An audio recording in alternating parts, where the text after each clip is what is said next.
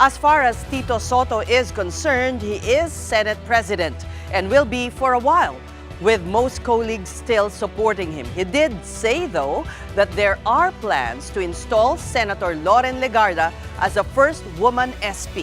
How will that play out? The big story tonight from Mobile Journal, Arles Delos Santos.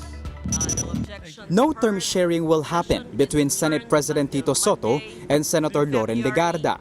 Sotto made this very clear in an interview Thursday morning over Ted Filon's radio show on True FM.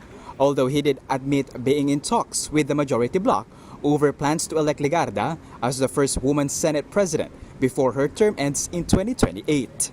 Gusto nila magkaroon ng first woman Senate President, sige gawin natin. So it's not really term sharing. Kasi kung term sharing, 1.5 years tayo.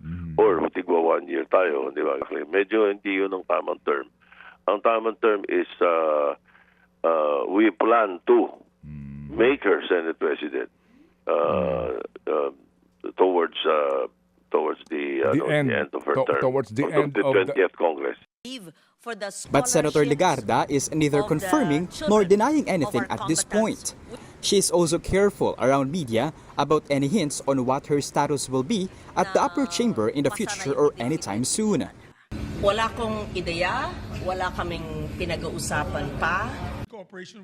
But according to Senator Juan Miguel Zubiri, Legarda knows about the plan to eventually install her to a higher position at the Senate. No, wala naman formal term sharing, but there's already an agreement. Sabi niya kasi hindi niya alam eh. Siyempre, she has to be humble. On Wednesday, following Legarda's curious sitting at the Ross Room, briefly presiding over the afternoon session before its adjournment, Senator Kiko Pangilinan posted a photo showing all 9 members of the majority inside the Senate lounge. Sotto and Legarda can be seen standing next to each other with Pangilinan's caption, the image with quote, "power sharing." Pangilinan later clarified that they were just in a playful mood that day, throwing around the phrase power sharing as they went along. This was the same day reports of a coup swirled around the Senate. SP Sotto said the attempt to replace him was averted thanks to his colleagues from the majority. For now at least, the current Senate President is confident of the support of the 15 members of the upper chamber. Everything is quiet, it looks like, from the other group. Sotto says at this point, he is even considering inviting some members of the minority bloc to jump ship. The SP revealed that people from the minority met with him, but he did not name names. Sotto said their sentiment was clear. He was not the problem. Among their concerns, the direction of the Senate Blue Ribbon Committee hearings and the panel's unofficial draft report. The findings on the flood control scandal could tag sitting senators and recommend their charging for the controversy. Another issue raised, Senator Amy Marcos being replaced as chair of the Committee on Foreign Relations.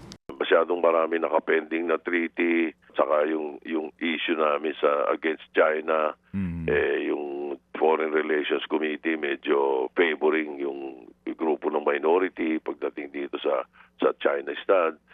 Kami gusto ko sinamin yung sanang plano to adopt yung undiplomatic criticism of these officials ng China sa atin. In the end, Sotto insisted that the Committee on Foreign Relations is a key one and should be headed by a member of the majority. The Senate President admitted that the President's sister was only allowed to get it at a time when leaders thought there's a chance she will eventually join the ruling bloc. Kapatid Arles Delos Santos, we are One News.